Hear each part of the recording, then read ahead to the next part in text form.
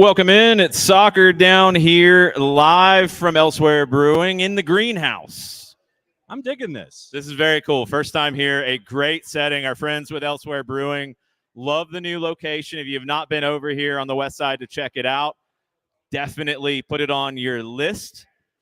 Tonight, we're talking Atlanta United. First off, I'm Jason Longshore, if you don't know, part of the radio team for Atlanta United. Jon Nelson over here, part of the Halo Board team. Is that fair? Team Halo Board, yes. Team Halo Board. Yep. I was hanging out with your teammate on the Halo Hoff, Board earlier. You were hanging out with the Hoff? Yes, Joe Fryhofer. We were shooting guerrilla videos that everybody will see here very soon. I'm very afraid. No. We might have shot a mixtape album cover as well. We'll share that here shortly. But we are here to talk about the start of the new Atlanta United season, Season 8. Does it seem like Season 8? It's weird. Like sometimes it seems like it's been 8 seasons. Sometimes it seems like it's been 20 seasons. Sometimes it seems like the first season. Like it's we're in that kind of in between phase where this is an established club. This is a club that has players who started with it day one when they were 10, 11 years old, now on the first team. Caleb Wiley, Efrain Morales. It's so cool to see those guys and to look back at pictures from the first. Efrain was in the very first team that played, not even the academy hadn't even opened yet. It was part of a Generation Adidas tournament. He was one of the first people to ever wear an Atlanta United uniform of any sort. Was he 5'10" then? Pretty close to it. I think he continues to grow every year, it seems like. It's crazy to see guys like that alongside guys like Brad Gazan, who's been here from day one, 39 years old, captain, and a guy who has been ever present through all of this. And we interviewed him, and you guys will hear it on the History of Atlanta Soccer podcast. It's been a lot of fun to put together with Sandy McAfee. We interviewed Brad for a long time, over 2 days for that podcast. It was awesome, one, for him to take the time and to chat with us, but the stories and just the reflections back on everything from his signing and how everything went down and trying to get out of his deal with 6 months left at Middlesbrough and not being able to do that. And in game one in Orlando, clean sheet. Game two, the last game at Bobby Dodd, all the way to today. So to have stories like that at a club that is young but now established is just amazing. And at the same time, these athletes like Brad, who have become part of the fabric of the community ever since they've walked in the door. And not just someone who's been here since day one, but it seems like one of those elements that has been attached to Atlanta United as a family. You could be here for a season or two. You're instantly ingrained. Everybody welcomes you. It's a fantastic environment for folks to become a part of the Atlanta United family. The second you walk in the door, you're beloved out of the blocks, and to have the stories from the new guys, the academy guys who are now maturing 18, 19 years old and so on, and then the veterans like Brad who've been here since day one. It's just been real interesting to see how they've weaved their way into the fabric of Atlanta United. This is going to be a fun year in 2024. One, I think Gonzalo Pineda has a team starting the season that is whole. And it's hard to do. Look, there's not many teams in MLS that are going into game one, which starts tonight with Miami and Real Salt Lake, who have all the pieces that they want. There are very few that are as complete as Atlanta United is at this stage going into the season. Just difficult. You have a lot of things that are outside of your control in that, something that Garth Lagerwey and Carlos Bocanegra talk about all the time. They navigated that incredibly well starting, honestly, last year, and especially in the summer, and then getting guys in like Bartosz Slisz and Stian Gregerson and Derek Williams, Josh Cohen, getting them in early, getting the deals done, getting the visa process worked through. I mean, Slisz and Gregerson both played a lot in preseason and were part of that bonding process. And as I look at this team, and look, game one hasn't even been played yet. It could go a million different directions. You can never predict it. We thought 2020 would look a lot different than it did. We thought 2019 would look a lot different than it did. We didn't expect 2018 to look like it did. You never completely know, but this group having the chance to be around them down in St. Petersburg, it feels different. It was something that Joe Freihofer and I were talking about today. Like, you have a lot of characters, a lot of personalities in this team. You never know how those personalities come together to form the team personality, because that's its whole separate thing. You never know how that fits. This one really seems to be fitting well. You've got established professional leaders. You've got guys who are fun and bring the excitement and bring the jokes and the joy. You've got the kids who are learning. You've got the old heads who are teaching the kids. You've got all of that. It's a really good culture. And my hope is just everything goes the way that I think it's set up to go this season. This is a team that can win trophies. This is a team that can go a long way. It's going to be the most competitive Eastern Conference that we've ever seen. Crazy deep, the Eastern Conference. I mean, we were going over it this morning on Soccer Down Here in the morning show, and literally it was like looking at the Eastern Conference, breaking it down, and you're going, I could make a case for 6 or 7 teams if things fall right in the Eastern Conference for them to make it out of the conference. But the fact that we're having a discussion about 6 or 7 different teams, if things fall the right way for them in this case, that they would be the one to represent the East this year. One of the reasons why the East and the league as a whole is in the place that it is because of just the increased eyeballs, the increased dollars, the increased attention.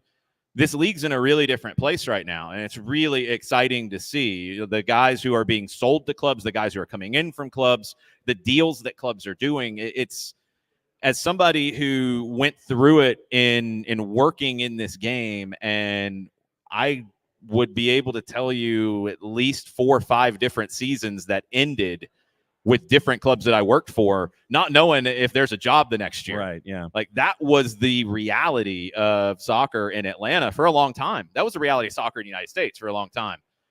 It's way past that now. It's really exciting. And one of the big reasons is the fans and the support that is happening, but also the business growth. And that's a big reason why Atlanta United's in the place that it's in. The Eastern Conference, a lot of teams with a lot of resources now. It's a challenge, but Atlanta United has been able to stay ahead of that curve. And we're going to talk to somebody who is going to be part of that process of keeping Atlanta United in that spot and continuing to grow. I wish I had like a walk-up song or something here. Yep, but so that'll be the first question. If you had a walk-up song, what would the walk-up song be? I'll be curious to see what her answer is. Yes. But we will get Skate in just a minute. She's in deep conversation. Deep conversation. Yes, with our hosts here from Elsewhere Brewing. But I think that's an important part of the process here and the conversation when we talk MLS and we talk 2024 MLS. Because you're seeing teams spend more in different ways. There's not one way to build a top team anymore in this league. Miami is spending in a very different way. A lot of people are picking Miami to win everything. I'm not so sure. I think they're going to be a really difficult out in cup competitions, absolutely. But they're going to struggle to have the consistency game in, game out that some other teams will. You're seeing Columbus build a team a very different way. You're seeing teams invest in the academies. You're seeing teams have different strategies in who they sign and what kinds of talents they bring in. This league has a lot of ways to succeed. That's what's really exciting to see. And the big reason why is just all that growth. Dallas, Philadelphia, Red Bulls with their system, Seattle with how they've invested over time. Yep. And Seattle invests, and they do it in a different way than some other clubs. Yeah. LAFC investing the way that they are, out of the blocks. LAG investing with the on-shoots money, doing it the way that they want. They haven't had the success in the last couple of years, but they've wanted to open up the pocketbook and bring in anybody that they can. And to the point about having a set roster, they're having folks sign today to be a part of things where you mentioned Atlanta United and the stability. LAG's still bringing in folks. Yeah, it's a challenge. And one of the reasons why Atlanta United's in this position, and as it's going to continue to grow, as we get our guest of honor tonight. Sorry, it's a little crowded back here. We had to get creative here. Yeah, Sarah Kate Noftsinger, the VP and Chief Business Officer of Atlanta United. Thanks for hanging out with us tonight. Oh, let's get you all mic'd up. There you go. I'm on, but you can't hear me. Now we are ready to roll. Yeah. Well, first off, welcome back. Yes. Thank you. I'm back. Family's back. It's a different world now that I'm back here in Atlanta. So what would the walk-up song be if you had a walk-up song? Because you played at Wake, you were in professional soccer here in this country. So what would your walk-up song be if you had a choice? That's a hot seat question right there. Is it weird? I'm sitting there thinking Fresh Prince of Bel-Air in my head. Oh, okay. Not. No. Yeah, Okay. It has absolutely nothing to do with me or my life, but that's what I thought of first. So that's what you're going to hear. Absolutely. I can absolutely see that as a walk-up And song. I'm not West Philadelphia either. So. No, but Yeah. still, you're Wake Forest Demon Deacon born and raised, or close. Yeah, we could change the words. Yeah. We could rewrite that for you. We can make that work. I look forward to it. Okay. So John's on that one. I'm going to let John handle that. Yeah, all right. So we were talking about MLS and where things stand right now, where the league is. And one, just coming into a year where the Eastern Conference is crazy competitive and there's a lot of really stacked teams. One of the reasons why is teams have more resources than they used to. And I think we've seen that firsthand in Atlanta with just that process of the league's growth. How have you seen it both inside when you were here in Atlanta before and then watching it from the outside when you were at Adidas? Yeah, it's a loaded question, and it's a great conversation to have. So the investment that you're seeing in soccer in North America and the credibility that it's getting in the last, I'd say, 5 years has gone from like 0 to 100. Yeah. And so when I was here in Atlanta before, when I first took the job, what was that, 2015? Told us career suicide. Really? Like, hey, you're going to go work. One of my mentors said that to me. He's like, you're going to go take the job in soccer in Atlanta. Wow. That's career suicide skate. And I was like, yeah, wow. And I took that as, I listened to him, but I clearly didn't listen because I came. But I took it as a challenge too. And it's okay. Yeah, there is a truth to it. You're in football, American football, you're in basketball and baseball country. And so people doubted us, and then obviously with the help of all of you guys, we were able to build it and grow. And so even when I started Adidas, where, what was that, 2020, it's a German-based company, and it's a company that's built on soccer. And so it was a pretty cool atmosphere to be in, where the first thing that they would think about is, all right, if we're going to make this decision on this product or this any decision, how is it going to affect football, like soccer? So, to me, to hear a company thinking that way. Now, granted, that was the conversation in Germany, and then it was about getting them to value soccer in North America. Right. And it wasn't an afterthought. And it was every year got a little bit better. And granted, you went through COVID, coming out of COVID, but every year you saw it increase a little bit more, a little bit more, a little bit more, and there would be something that they noticed. And between the World Cup, you can lean into the messy side of things and the player decisions. It's incredible to see the trajectory of soccer in North America. And then when you look over the next, 5-6 years and what's going to happen here, I mean, it's happening in North America, but the most important part is happening in Atlanta. If you were to look back to your first day at work, first time you were here, it's a week and a half ago. Okay. You're talking chapter 2. No, I'm talking chapter 1. I want to either one. I want to compare chapter 1 to chapter 2. When you came in chapter 1, day 1, hearing what you heard, career suicide, all these kinds of things, and you view those kinds of things as a challenge. And athletes always like to have challenges in whatever factor of life they have. Then you leave, then you come back. You compare day 1 version 2.0 of you to day 1 version 1.0 of you in the business world.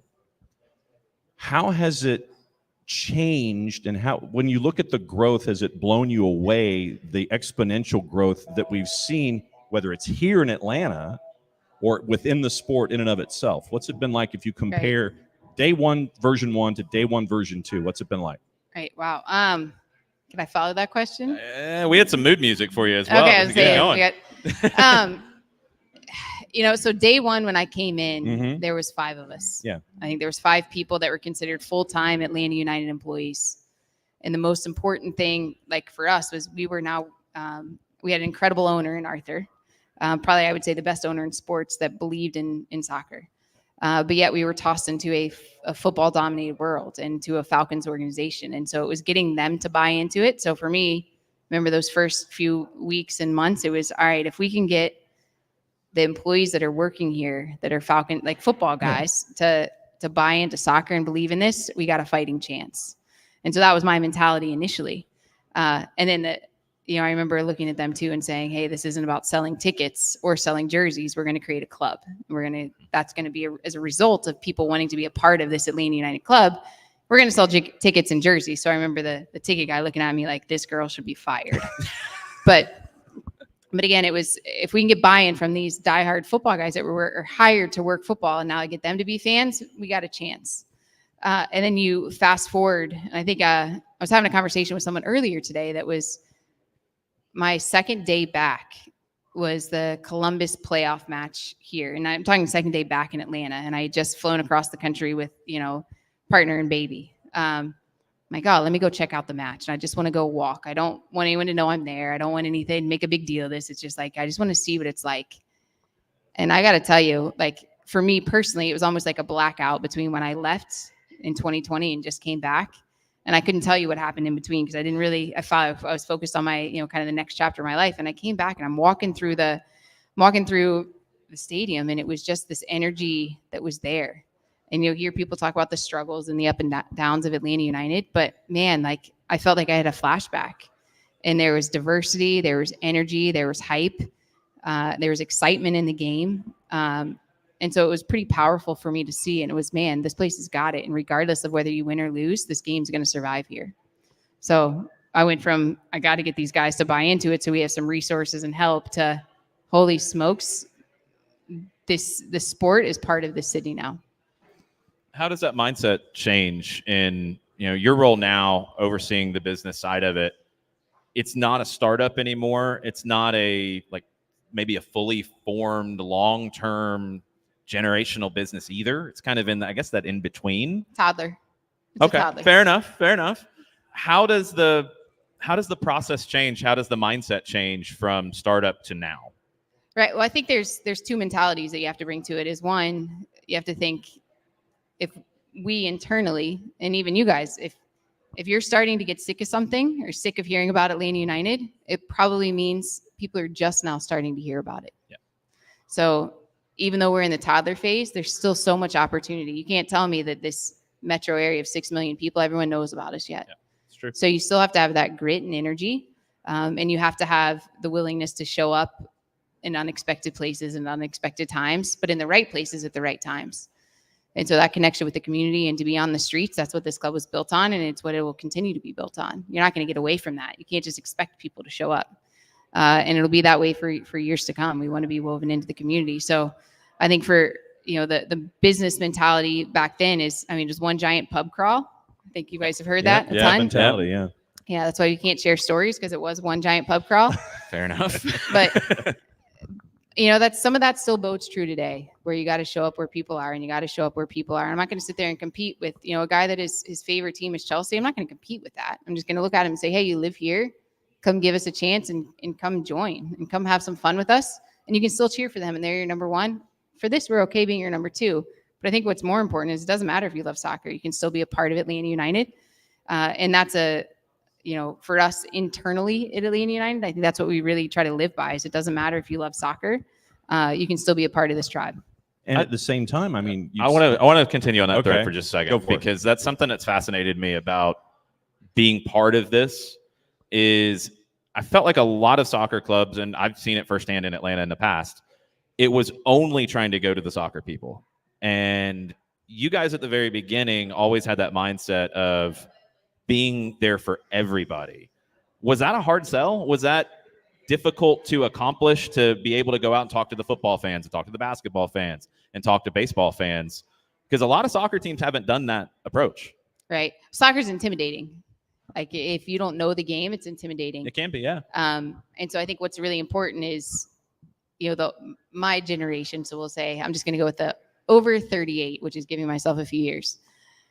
In that age range, you generally had folks like, we might have known someone that played the game, or you may have played in a video game. You look at the next generation down, like, it's literally just about everyone. If you think about it, you're connected to the game in some way, shape, or form. So whether it's through video games, or your cousin played, or you've seen it at your high school, you've seen it somewhere.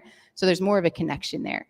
And so I think that for us, that same mentality is going to bode true.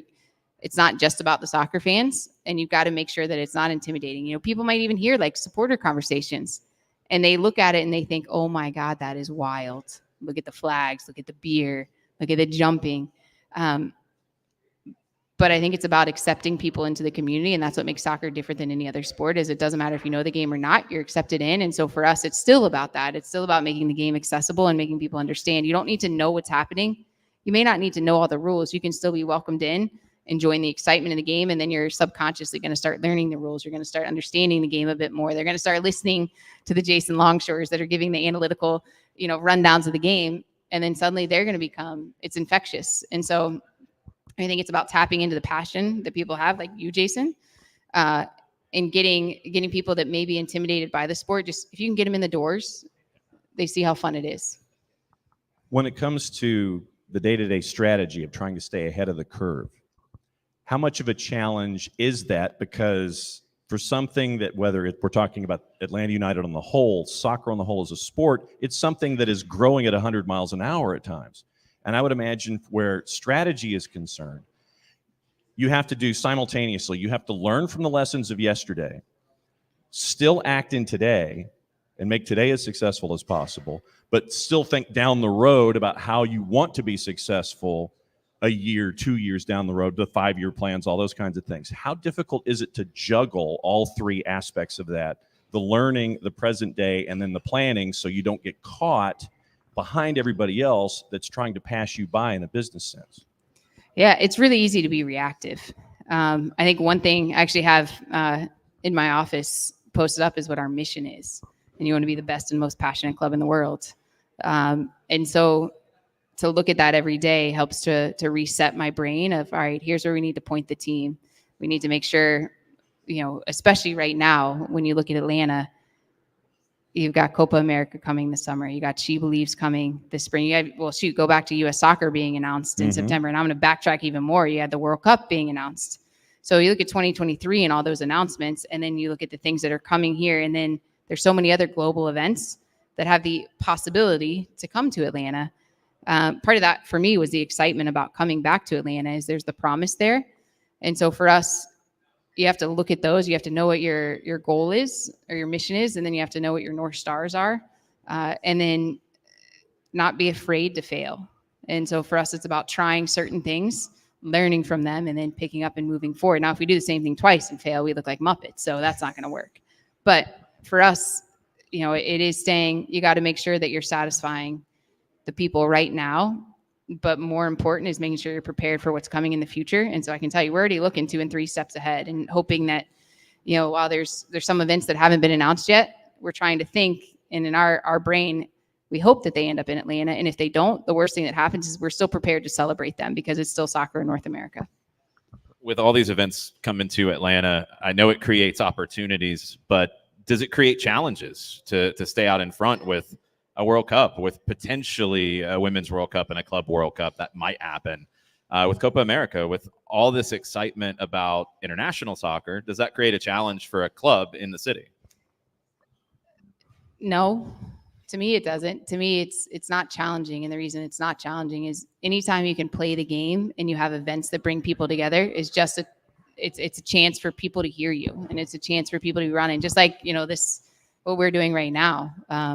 You're not going to stop doing it. You're going to take advantage of every single event that comes along, and you want to show up there. And it's to show up to bring people in, and you might only get 1 or 2 of them, but that's 1 or 2 or more than you would have had before. And there's so much momentum behind the city of Atlanta, and behind soccer in Atlanta, that we want to continue to be out in front and at the forefront of it. You mentioned looking at that phrase every single day you walk in the office. When it comes to the other phrases that stick in your brain, whether it's, it could be like, Sun Tzu's Art of War or something like that, whatever catchphrases. I'm serious, man. There are business leaders that have that book in their office. What other phrases are part of your tent poles when it comes to your philosophy in business and dealing with people and those around you and those outside Atlanta United? When it comes to your philosophy, where did that come from, and who sticks in your mind? Yeah. So yes, the mission is up there, and not to fluff or plug Atlanta United, but I actually do have Unite and Conquer. That's in my brain, because I think it bodes true in our everyday lives too. You want to bring people together, and you want to overcome things together. So, that's a mentality too when you're working with the team and trying to tackle a problem, or if it's, even thinking about, an event or a party, you want to bring people together and you want to overcome something and celebrate it. So, that's something that I see there. I mean, the other things that I look at for me is all about empathy and being kind. And there's other, again, I don't want to sit here and, sound like I'm trying to plug the organization, but I think Arthur, I was in a very fortunate position where I came into Atlanta United initially, pretty green. Then I had an incredible opportunity at Adidas, and I actually got to know a lot of the owners around the league, and in other sports as well. And Arthur is truly one of the best owners and best businessmen in sports, and I would say in the world. And the values that he lives by are putting people first, innovate continuously, listen and respond. Those, while they're not phrases that you might see in a book or framed on a wall, those are things that I listen every day because they're important. It's how we should operate every day. So we've got you for about 5 more minutes. Yeah. I want to flash back to flash forward as we wrap go. up. So I always tell people that the day that I felt like this is really going to work and be big was the first preseason game in Chattanooga, where a long time ago there were so many people in kits, and I'm like, we haven't played a regular game yet, and people are already this into it. This is crazy. That's where we launched the Strawberries and Concrete. Yep. I don't think that's the official name, but that's what I hear people call it. So. I will also say that is still, but the new one is really close. That is my favorite secondary kit. We should start a poll. Let's see. Everybody's got a different agree answer. Or disagree. Yeah, everyone. You can never make everybody happy. Everybody I've talked to has had a different answer to that question. It's been fascinating. Chattanooga. Was there a moment for you that it clicked and it felt like this is going to work? This is going to be big. A moment that I think every time that I had shown up to the stadium, and there's actually a young woman that's still on the team that we hired initially when I was there, and she's still there today. I would show up at matches through 2019 season, and I'd get nervous that people wouldn't show up. And I think that actually fuels my energy and my own drive, as well as the team's drive of you can never rest on your laurels if this is going to work. I think we always need to strive to be better. There's been moments that I've been incredibly overwhelmed and looked up and said, am I in North America or am I in the US watching soccer? Yeah. There's no way. Yeah. I think MLS Cup, it was the 76th minute. I still have a picture on my phone where I was sprinting around doing something. I'm in one of the concourses, and all of a sudden I looked up and it was like the Twilight Zone. Oh, the fireflies when all the lights on the phone came on? Yeah. Well, no, I'm in the concourse, and that was a cool moment too, by the way. There's literally not a single person in the concourse, not a single person buying a beer, buying a hot dog, walking to the bathroom. Wow. And it just gave me goosebumps, and I actually stopped and took a picture, and I was like, what's happening? It still gives me goosebumps.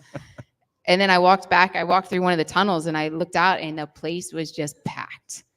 And so seeing that moment and how much it meant to Atlanta to win and to be in that moment, and we hadn't won yet. There's still a lot of things can happen in those last 15, 20 minutes. And to see that, I was like, this is one of the most incredible things I've ever seen in my life. And watching people that didn't know each other celebrating was a pretty powerful moment. But I still don't think, in my brain, I don't want to rest and say soccer's here and it's made it. I still want to continue to strive, and I think that's how the organization operates. But I do know it's here and it's here to stay, and it's only going to get bigger. I'll say the Columbus match, that playoff match, when I showed up unexpectedly, this past season, that playoff match, and I looked around, and it was just the energy that I felt, and the people, the smiles on the faces, and the age of the crowd. It was just pretty incredible, and this is doing something bigger than the sport, which is what you want this club to do. Nothing like having something bigger than sport that you can carry with you outside of a sports experience, because you don't know who you can touch when you get to share these kinds of experiences with people.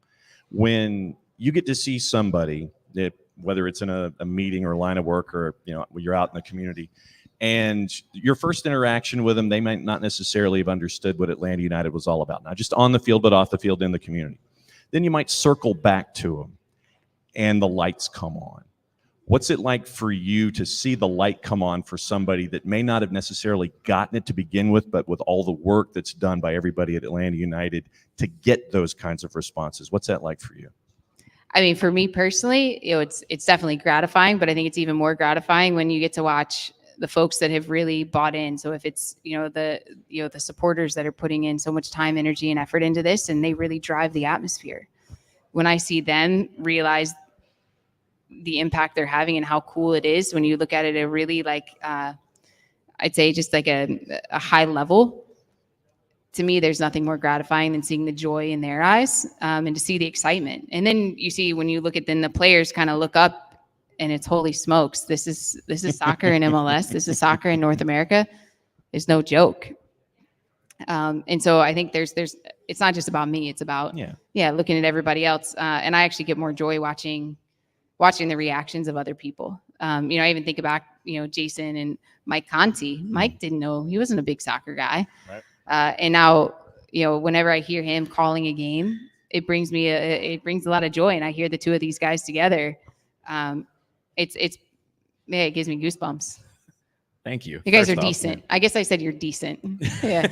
Thank you. Boom Yakamakis. Yes. It's crazy when Yorgo says that his dad loves that more than anything to us. That was amazing. I want to finish with this. So I've said that the World Cup coming and everything else that could be, this is the biggest acceleration period of American soccer that we might see in our lifetimes. To have all the events coming and everything where it is now, because you didn't have this foundation before. Now you do. Now you have a World Cup, the biggest World Cup coming. We have a semifinal coming down the street, which is incredible. What are the things that you are most looking forward to about growing the off-the-field side of the club during this period of time where it's going to be crazy at times? It's going to be crazy at times. Well, you can't grow off the field if you don't grow on the field. True. And you can't grow on the field if you don't grow off the field. So I think true. One of the evolutions since I've been back is watching the true integration between the soccer and the business side, and understanding, right, how do we get this on the right track of, winning games? You want to finish in the top four in the East. When you're talking about the Eastern Conference, there's an opportunity for us to do that. Absolutely. And what that means. And so, and getting even I'm not going to be happy if we make the playoffs. I'm going to be happy if we win in the playoffs. Yeah. And so I think I'm totally tangent on your question, but I think, for me, watching that evolution and getting that ingrained back in people's brains of winning is good, and you've got to off the field and on the field or hand in hand, and you've got to be great at both. No, that's the key. And, just as much as we talked about this roster coming into this year, there's teams who are in positions to not be able to add pieces they want to add to make their team better because they have to sell somebody first. They just don't have the resources to do it, or they don't have the cap space. The way everything was constructed coming into this year, you had the team pretty much together week one in the preseason. And that's a big leg up. Yeah, I mean, I think it's a constant evolution. I think it still could continue to take some more time, but I think if you look at the roster right now, it's a pretty exciting roster. It's a young roster. You got the experience in the right places. You got some goal scoring folks out there. Yeah. So the party's going to be there. I look at it, the party. We can score 4 and give up. Sorry, goalkeepers. You can score 4 and give up 2. That's okay. Yes. It's a much more exciting party when there's a whole bunch of goals flying in the back of the net, and some wins happening too. And I think, but a win's a win. Yes, the wins are the number one. Score more I'll take goals the goals than the other second. guy. Yes, I'd like a lot of goals as well, but wins to me. See this thing go all the way and see some trophies. It's gonna be a fun year. It'll be a fun year. Thank you for kicking it off with us. Thank you for having me. Thanks for hanging out with us. You got it. All right. See, now we need to play the walk-off. Now, walk-off music in addition. Now. Fresh Prince of Bel-Air that I am I not cannot from Bel-Air. beatbox. I'm sorry. No, there's no beatboxing, anything like that. So we'll play the music. Hey, John's on the lyrics. I'm on the lyrics. You'll get them. That's easy. Thank you. There you go. So let's see. My homework assignment. Parody lyrics. Yes, not parody lyrics. You have to write authentic lyrics for Skate. Well, but I can't get in trouble with the rights issues or anything like that. So it has to be close. We'll talk offline, John. We'll talk offline. You're going to give yourself a headache. I already have one. The Eastern Conference is going to give me a headache as well because I think it's an important thing that we just ended with Skate with. The business and the on-field are linked. Mm-hmm. I think when you look at the teams that are successful year in, year out, that have a plan, it's on both sides, and you have to have both in place to be successful. We're seeing more of that than we've seen in the past. You know, you mentioned LA Galaxy, LAFC with kind of where they are and adding pieces here very late. Cincinnati, Supporter Shield winner last year. Great team last year. Alvaro Barrial, ready to go. Mm-hmm. Said, get me out of here. Yep. And now you got to deal with that. I think they're in place to do it, but you don't have that happening here this year. Mm-hmm. And it creates an expectation in my mind. We've had the conversation kind of all preseason about top 4 in the East. And it's about being top 4 because of what it means. This is a playoff-driven league. To have success in the playoffs, you need to have game 3 in the first round at home if you take it there. Yeah. Love to win in game 2 and not have to worry about it. But you want that advantage. Home field is huge in this. Is this, in your mind, a top 4 team in the Eastern Conference? Absolutely. Who else do you think is in that conversation, a top 4 conversation? Cincinnati, I think it's chalk from last year. I think it's Cincinnati, Orlando, and Columbus. Okay, so it's not chalk because Atlanta was not there. Well, I'm saying that the top 3. You're keeping the top 3 I'm keeping there. the top 3 from last year. Who was 4th? 4th was Philly. You're having them drop Yes. out of the top 4. Yes. Okay. Are they staying in the top 7? Are they avoiding the play-in game? Yes, they are. All right. Let's work backwards. Sure. Out of the East, teams that did not make the playoffs, mm-hmm. who do you think makes the playoffs in 2024? Who did not? Now, are you including the play-in? Yeah. Okay. We'll talk about where they fit in a minute, but just did not have postseason soccer. Miami? That's it. That's the only one. That's the only one. Okay. Who are the other teams? 9 was Charlotte. Charlotte made the play-in. Yeah, they made the play-in. And I do not think they make the playoffs as they are currently constructed. They have a lot of issues. They have a lot of gaps. They had to sell guys and move guys on, and they have not replaced them yet. Correct. So maybe that changes in the summer, but going into the season, I think they are not a playoff team. Okay, so that's 1 out, Miami in. Miami in. Who was 10 and down? Montreal was 10. I think Laurent Courtois is going to be a very interesting manager. He had success with Columbus Crew too. I think he's going to maybe have the awakening this year of the philosophy and having my philosophy and strong beliefs in the way that I want to play doesn't always match with the players I have to implement that. I don't think he's got the goalkeeper who can play with the ball at his feet to play the way that he wants to play. I think it's going to cost him at times. I think they're going to be a fun watch, but I don't think they make the playoffs. I will agree with that. And then the external issues involving an owner who likes to meddle. And I'm not worried. I think that stuff gets overplayed. I think they've been a good competitive team at times. I think they have an interesting roster. I think your manager is going to have a little bit of a learning curve there. And I don't think they're quite good enough to make the playoffs this year. Yeah. I think in past years, they'd be good enough. This year, no. NYC was 11th. You don't think NYC gets back to the playoffs? I think they're close, but I think that the folks that are above them that finished in 23 will still keep their position. They'll keep the 9, I think, short of Miami. Right. Will still 8 of the 9 will still be there with Miami coming in. You have Charlotte out, Miami in. That's it. That's it. So you have NYC outside looking in. Yes. I tend to disagree with that, with what they've added. But my question is, Nick Cushing, is he the guy to get them there? And I think he's got the materials to do it now. He did not last year. And I think they finished where they should have finished. This year, can he be that guy that gets them above that line? They have the talent to. I think they should get into the playoffs. So I have them getting in. So you have, and do you have it under Nick Cushing, or do they have a? Yeah, I think he gets them in. Okay, so he might not be back next year. That's a different conversation. I think he gets them in. I think NYC is in. I think Miami is in. Charlotte's out. We'll get to who else is out in a minute. DC. I don't think DC gets in. I think Troy Lesane is a up-and-coming young manager. I think he's got to establish a style of play there. They don't have enough talent. And ultimately, there is a combination of having, just like we talked about, having the resources, having the business side right, to have the talent in there to then be able to implement a style of play and win. I don't think DC has enough talent, no matter how how good of a coaching job Lesane does to get there. So I think they're on the outside looking in. Chicago's fascinating. They've spent. Yes, and they have. They've spent before. They've spent again. They're gonna push for it.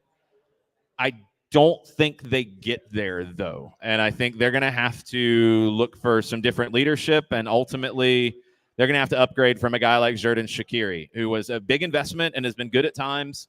Hasn't had enough talent around him to fully get everything out of him, in my opinion. But I think Chicago will be better. I think they'll be in the mix, but I don't think they get in. And then Toronto FC. I do not think Toronto gets in. I think Toronto is going to be a massive, massive problem. I don't know if Herdman finishes the year. I think they do not have an identity. They have two guys who were openly flirting with going back to Italy. They don't want to be there. But now they say they do. I question, where was the truth? Was it when they wanted to go and they were talking to other clubs? Yeah. Or is it now that they want to be there? I don't think it works. I also don't think they have enough talent across the board. I think they're very top heavy and they're still missing some pieces. I don't think they get in, and I don't think they have a good year. I like Chicago, I think misses out, but you can see progress. Yeah. NYC, if they miss out, I think they get in. You're going to see progress. Charlotte, I think, will have moments under Dean Smith. I don't think they have enough talent right now. I don't think that's on him. I think it's just a pure talent thing. I don't think they have enough. Toronto, I don't think it looks good very often, and I think they miss out. And so that lends us to 8 and above. So now we get in. Charlotte out. I agree with you. They're out. Mm-hmm. You have Miami in, so you have everybody else in. Let's work our way up. Who's 8? Red Bulls were 8. I think they're improved. Yeah, I think Emil Forsberg is a good fit for them. I think they're improved. I don't know how their manager is going to interpret the Red Bull style. It's going to be in that style, but there's always a little bit of interpretation that's different. We'll see. But they're better in terms of roster construction, I think. And I think they can be better. I think they can actually get into the first round proper. 6 points above Red Bulls and Charlotte in the 7 last year was Nashville. That's the team that I think misses out. Okay. I think Nashville has went as far as they can go as they were constructed straight out of the gate. And I kind of go back to something in our earlier conversation. They launched pretty well. They built a team that had an idea, that had a coherent strategy. Gary Smith had a style that he wanted to play. He went and got the players, and the front office went and got the players that fit that. Walker Zimmerman is now, 4 years older. Mm-hmm. Hani Mukhtar, 4 years older. So many of those key figures are 4 years older, and they're still there. And the young guys coming through, they have not developed an academy as of yet that is producing players. They will, and they've got a great manager with Huntsville and Jack Collison who's going to develop talent. He's got to have more talent to work with to develop. And they're in a little bit of a different situation where guys are back and forth for extended periods of time, not on a daily basis back and forth between first and second team. I don't think they get enough production to make the playoffs in the Eastern Conference in 2024. That team would have made the playoffs in 22 or in 21 or in other years. I don't think they get in this year. And I think you're going to see a change in leadership in Nashville. And I think you probably needed to see a change in the roster before now. And I know that a lot of folks are looking at Sam Surridge because he was supposed to be an answer with all the money that they spent coming in from Nottingham Forest, and he has not been an answer. I don't think his resume matched the amount that they spent. No. And he had a good Leagues Cup. He absolutely did. But he didn't do that in the regular season as they finished up. If he comes good, then I think they can be better. But I just don't think they're going to be in the playoffs this year. I think Miami and NYC are the two that are going to pass them. I think Nashville's on the outside looking in. Atlanta was 6th at 51 points. Yeah, I think they're a top 4 team. I think they are, as currently constructed, going into the season. And again, you're going to see more comings and goings. I don't think here, but in other places, and this could change. I think Atlanta's one step behind Columbus. And I think this team, as it gels, can be right there with Columbus. Columbus is not getting respected in the way that they should, in my opinion. They won the title last year. They were the best team playing down the stretch. They played the best soccer. Wilfred Nancy did the best coaching job. They're bringing everybody back. Yeah. This isn't a Nashville situation where guys have been there for 4 years and they're continuing to roll the same guys out. This team just won. They're bringing it back. They should. Depth is my biggest concern with them. They had a lot of success last year with very few injury issues, very few losses of form. They don't have a deep team.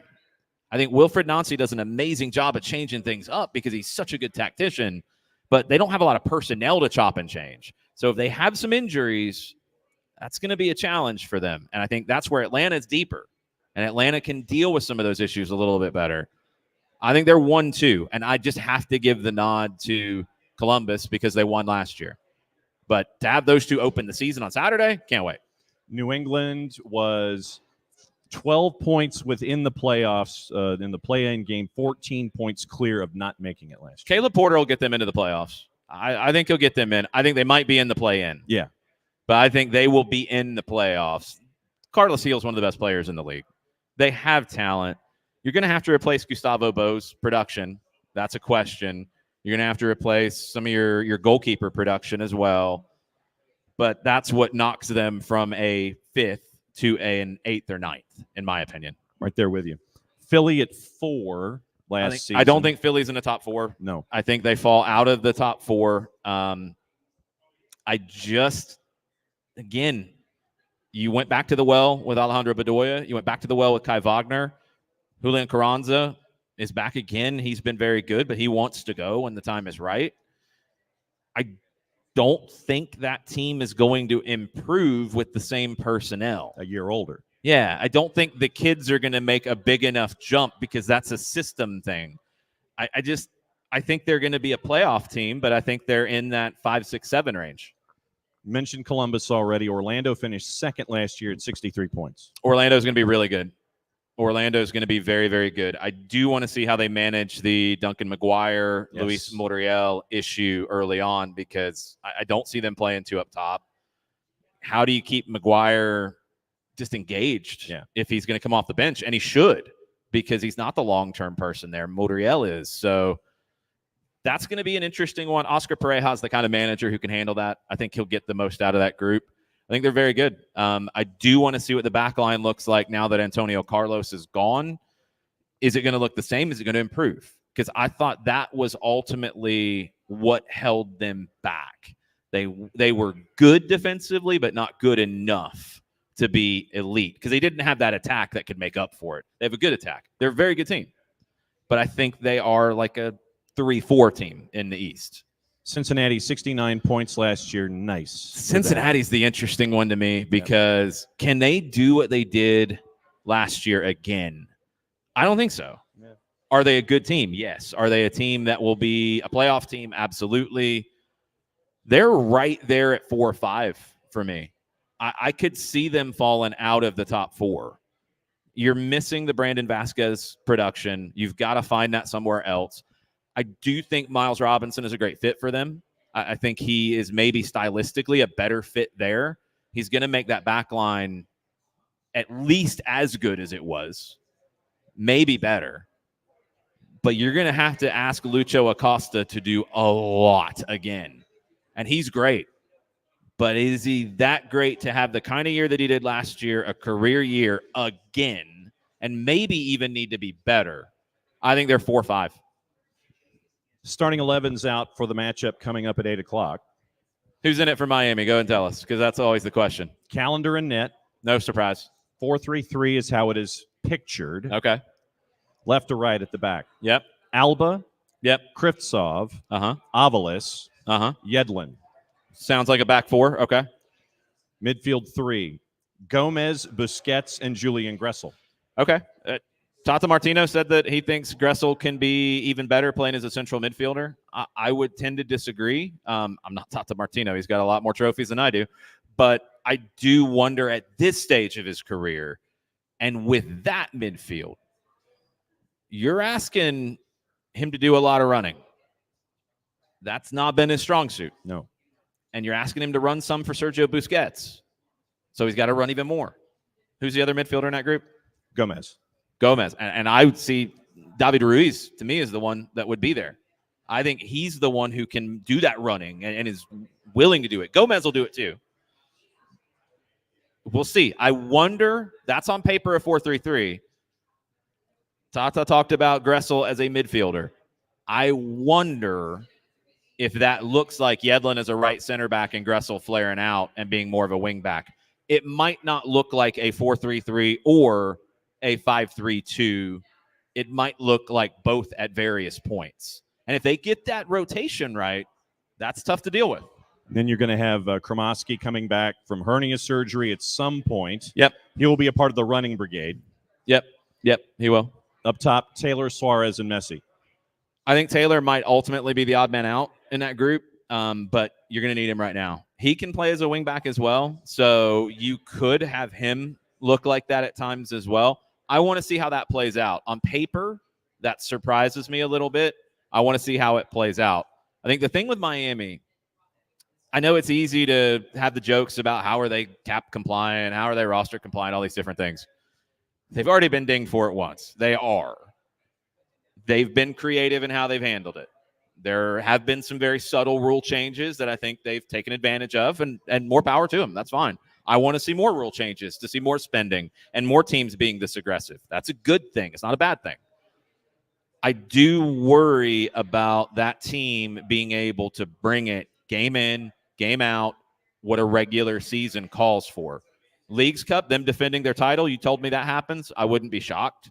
You told me they got hot in the postseason and ran the gauntlet. It wouldn't surprise me. They have the talent to do it. But where are they going to finish to have that seeding? Yeah. I think they are not a top 4 team. I think just because of the age on the tires, with all those folks that we've been talking about. You're going to have to rotate guys. Mm-hmm. Then you have schedule compression at points. You have the Olympics to keep in mind because you won't have Lionel Messi. I don't think it would be. Don't know yet. There is the invitation if he wants to play in the Olympics. You won't have him for Copa America. Yeah. And if he wants to do the Olympics, then you won't have him for that too. You're going to have the talent to deal with some of that. But I think ultimately it's going to hurt them in the regular season standings. They're the kind of team that, look, you don't want to have to deal with them in a best of 3. No. Whether you have the home field advantage or not, you don't want that life. But somebody's going to get it. And I do think that they are going to be 5th at best. Yeah, I just think that because of all the stuff that we're talking about with age and rest and schedules and other competitions and all that kind of stuff, it's going to add up by the end. And that's why I don't think they're going to be as high as folks think they will be. I think they're 5th at best. I think they're in that 5, 6, 7 conversation. They won't be in the play-in. They'll be competing for top 4. But ultimately, I think it's Columbus, Atlanta, Orlando, and Cincinnati as the top 4. I think Cincinnati beats out Miami for the 4 spot. Juice Boxes tonight had Inter Miami as a prohibitive favorite on the minus side and around 180. And on the road, RSL was, I think, a plus 425 this afternoon. Don't sleep on this RSL team. Don't sleep on RSL. You got Pablo Mastroeni, who is a very good coach, very good at coaching a young underdog team and getting the most out of them. Pablo Mastroeni is going to go in there and want to ruin the coming out party for Miami in 2024, and he will thrive on doing it if he gets the opportunity. I don't think it's a cakewalk for Miami. I think they're going to have to work tonight. I would go draw. Because, look, we did not see Miami look very coherent in preseason. I worry about them defensively. I think they're going to give up a lot of goals. I think they're going to score a good number of goals. But I don't think you can flip a switch and just magically have everything right in the opener. And then they got to turn around and play on the weekend as well. So it's, do the big guns play on the weekend in Los Angeles? Yes. Find out.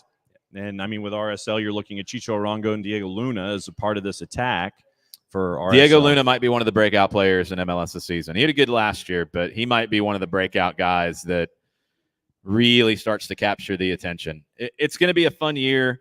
Apple TV, MLS Season Pass, that's where you can see all of it. Fox is going to have games, FS1, Big Fox. Leagues Cup is going to have a separate deal. Yeah, there's a question about the Open Cup. It needs to get resolved. We've talked about it a million times. I've talked about it. I love that tournament. I love what it means. It's by no means perfect. It wasn't last year. It wasn't 10 years ago. It wasn't 20 years ago. And the NASL teams back in the day didn't even play in it. So we can get romantic about it. And I do, because I was with teams that tried to qualify for that tournament. I know what it meant when Atlanta FC beat Rocket City United in Jacksonville to qualify. I knew what that meant. I knew what it meant to be on the touchline for a game in the Open Cup. I hate that we're seeing where the conversation is around the Open Cup. It needs to get resolved, but it is not a one-way directional resolution. Yeah. U.S. Soccer has to do a better job with that tournament. They have to make it more worth everyone's while to be part of it. And everybody else outside of the MLS teams can't just expect to make money off what the MLS teams are doing in their investment, and we want to take that money now in this tournament. That's not right either. There are ways to make it better, and U.S. Soccer needs to sit down, get it done for this year, whatever you got to do. Get the tournament underway, stop all the nonsense. You had to hold things up because Nice's got ghost teams running around that we don't even know where they're going to play. Right. You had a lot of things you had to deal with. Get it done, move forward. If it's, I've seen reports of 8 MLS teams. I've seen reports of 8 MLS teams and some next pro teams.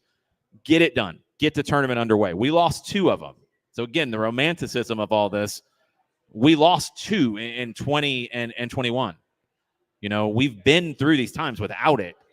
It's a potentially great event for U.S. Soccer. U.S. Soccer has to do a better job of managing that. MLS has to be on board with it. USL has to be on board with it. There were USL teams and reports today about teams saying that we're not going to play. Yep. So we've all got to stop with the posturing in U.S. Soccer and move forward. And that's where the federation has to take that leadership on. That's what they're there to do. And that's what I think we will ultimately see. Sometimes we just want it a little bit faster.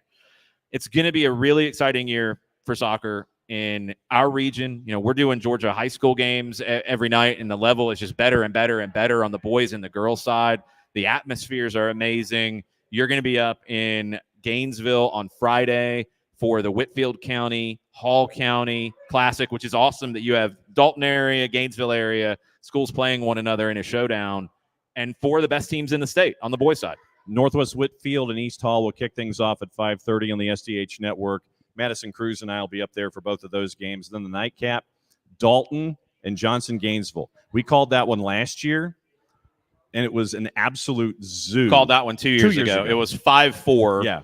And I felt like my head was going to explode because of the crazy goals and moments in the game, and the atmosphere is just amazing. This is a rematch. They've played every year lately. Johnson went to Dalton and won last year. Johnson was the #1 team in the nation last season, according to United Soccer Coaches. That's going to be a big one. You can listen to that on our Mixler channel, soccerdownhere.mixler.com. Got a lot of games coming up throughout the spring. It's been exciting to have Kaiser Permanente on board with us for that, Alliance Nurse Corps, Reverb by Hard Rock, to have that support to go out and tell these stories and be part of it at that level, the grassroots of the grassroots level, and then to be able to go to the Benz and see these games, and not just the Atlanta United games, but the U.S. women's national team coming in the She Believes Cup, Argentina coming in the Copa America, the U.S. men's national team coming. 2024 is going to be a big year. We've got a lot of big plans, a lot of content coming your way in a variety of places. We are going into our 8th season, which is crazy to think about in and of itself. So, and we don't get to do that without the support of everybody who is here, who listens, who interacts with us, who hops on and shares their stories, and all the different people that allow us to do what we do. Yeah, looking forward to it once again. 5:30, 7:30 Friday. Broadcast plans for you on the weekend. We are on 92.9 The Game and the Odyssey app, and as far as we know, you're going to have to sync us up with the Apple TV. Don't think they're taking road radio yet. Don't think there's enough teams that travel road radio. But again, back to being best in class. Atlanta United has done that since 2018. We've been exceptionally lucky. So we'll be there 1 o'clock. We do have expanded pregame this year. The Five Stripes Countdown, Abe Gordon, Garrett Chapman back in the studio. Mike and I will join in from the booth, and we are hoping to have Garth Lagerway with us in the booth in Columbus. That should be a regular feature of the Five Stripes Countdown. Kickoff is going to be 10 minutes after the time shown. That's what Kevin Egan told me as we interviewed him with Atlanta Soccer Tonight. Last year it was 9 minutes. It's 10. Okay, it allows you to get one more ad in on Apple. Exactly. Hey, got to pay the bills. It's all good. So 2:10 kickoff, and then our road coverage on 92.9 The Game. Full-time report will be a full hour. Abe and Garrett will handle it from the studio, but we will have audio from Gonzalo Pineda, from players where we can, before Mike and I have to hop on a bus and get back. Yes. So Saturday, 1 o'clock for pregame, 2:10 for kickoff, full-time report to follow afterwards, and then a whole night of MLS on Apple TV after that. Really looking forward to the kickoff of MLS 2024 tonight, and then even more so, more in-depth with Atlanta United as a part of it on Saturday and Sunday. Thank you so much to Elsewhere Brewing here in the greenhouse. Such a cool location. If you have not been here, if you're out there watching this, highly recommended to come over here. The beers have always been amazing, Grant Park and the greenhouse, but this is just such a cool setup. Thank you to all of the support we've had over the years from Elsewhere. Thank you to Scott and Jen, Flood Project, for getting us out, getting people here, promoting everything that we're doing, making the deals behind the scenes happen, all of that stuff. And most importantly, thank you to everybody here, and thank you to everybody here virtually as well. It's another SDH show in the books. Season starts tonight. Mucho platio. Mucho platio.